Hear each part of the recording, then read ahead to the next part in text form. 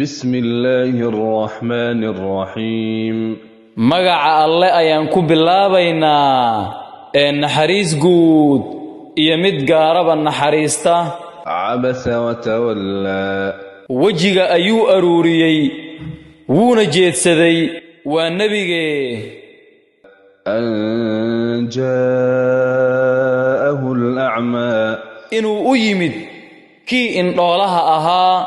وما يدريك لعله يزكى miyaad og tahay inay u dhowdahay inuu hanuuno oo daahir noqdo أو يذكر فتنفعه الذكرى ama uu xusuusto oy xusuustu oy anfacdo أما من استغنى ruuxiisa isdeeqtoonaysiiya yacni isla weynaada فأنت له تصدى ma adaa u banbixi وما عليك ألا يزكى maxaa kaa saaran hadduusan hanuunin وأما من جاءك يسعى ruuxiisa kuu yimaada isagoo degdegi وهو يخشى oo ka baqi alle فأنت عنه تلهى miyaad ka mashquuli كلا إنها تذكرة saas maahee ee aayadahani waa waano فمن شاء ذكره ruuxii doonaa wuu ku waana qaadan suuraddan waxay soo degtay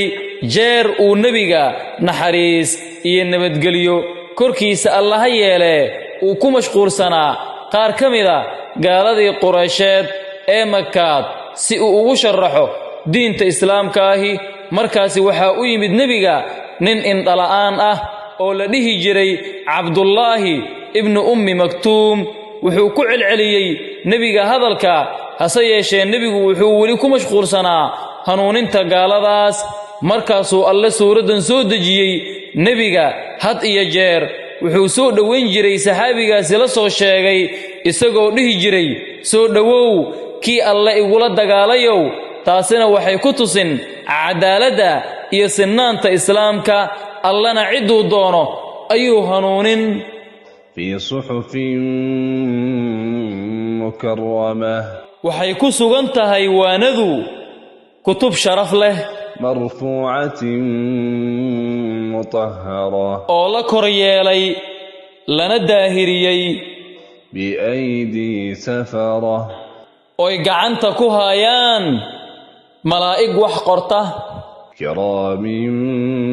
بررة malaa'igtaasoo sharaf leh oona baari ah قتل الإنسان ما أكفره gaalo hala lacnado gaalnimo badanaa من أي شيء خلقه muxuu alle ka abuuray kuwaas من نطفة خلقه فقدره dhibcuu ka abuuray wuuna ekeeyey ثم السبيل يسره jidkana wuu u fudaydiyey ثم أماته فأقبره markaasuu dilaa qabrigana ku asturaa ثم إذا شاء أنشره markaasuu doonaa wuxuu soo bixin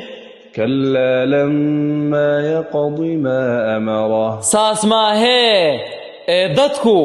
wixii la faray ma yeelin kutubta alle iyo waxyigiisaba waxaa maamula malaa'ig sharaf leh oo daahira gaaladase ma oggolaato xaqa kibir iyo isla weynid dartiis iyagoo garan waxa alle ka abuuray iyo siduu ugu samafalay dadkuse ma falin wixii alla faray ibnu cabbaas wuxuu yidhi jidka loo sahlay waa ka soo bixidda uurka hooyo cikramana saasuu qabaa iyo ibnu jariir labada jid ayaa loo kala caddeeyeyna waa la dhahaa mujaahidna wuxuu yidhi ruuxna ma wada falo wixii alla faray